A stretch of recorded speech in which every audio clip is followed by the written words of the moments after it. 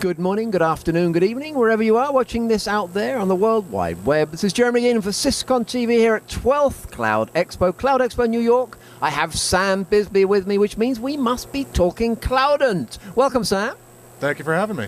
And welcome to Cloud Expo, because I think this is a first for you. Yeah, I think I've gone to 12 different conferences in the last 12 months, so finally I get to come to Cloud Expo. And what do you make of it so far? So far, so good. You know, it's nice to have a conference where people are actually having the interesting, real high-tech conversations about cloud and what it actually is. Right. We're not doing the what is cloud slides. Exactly.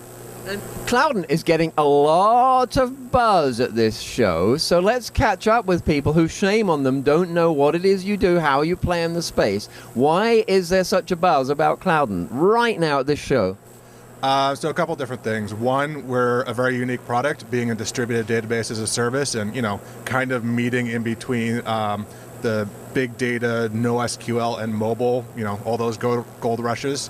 We also last month announced our Series B, which Rackspace was involved with, along with Samsung. So there's a lot of good buzz right now. Right, it kind of caught people's attention. But also technically, lots of praise and lots of, so what about that? What is it that people are seeing that you've done differently with database as a service? So traditionally, databases have been very hard to scale. We spent the last 10 years optimizing how we can scale compute and application services and all those things, but no one's really taken the time to address that in the database market. So Cloudant has a unique perspective where we're able to scale your database horizontally within a data center and very durably, but then also replicate that across multiple data centers. So, if AWS US East goes offline again, you can still do both read and write transactions to those other data centers. So we're providing the kind of scalability that people have been looking for and they're used to from their app servers that they've never gotten from their database servers. And we do that all as a service, right? So it's not that kind of AWS model where you have to pay $20 million and then they'll remember your name. Everybody, no matter how big or small your contract is, you get a technical account manager, you get 24/7 support, all that good stuff. And this is not, so from what you're saying, not a solution looking for a problem. This was a solution to a problem, and a lot of people needed it. Yeah, so if you look at the original founder's story back in 2007, 2008, they were three MIT PhD physicists working at CERN on the Large Hadron Collider. Smashing particles together. And their experiments were generating a ridiculous amount of data, something on the order of a petabyte a second. And then they were analyzing it and playing with it. And this was before big data was a thing. And they saw that this was going to be an issue because it already was for them. And so they went forth into the Google and they found an open source Apache project that really spoke to them on the protocol level, but they saw that there was still work to be done in the implementation. And so they took those experiences and kind of built a company, and they graduated from Y Combinator in 2008, back when it was still on the East Coast. Is it at all frustrating within Cloudant, that big data is so misinterpreted, misunderstood, or you take the good with the bad and say, you know what, we're riding that wave, so I guess we better not be too snarky about it?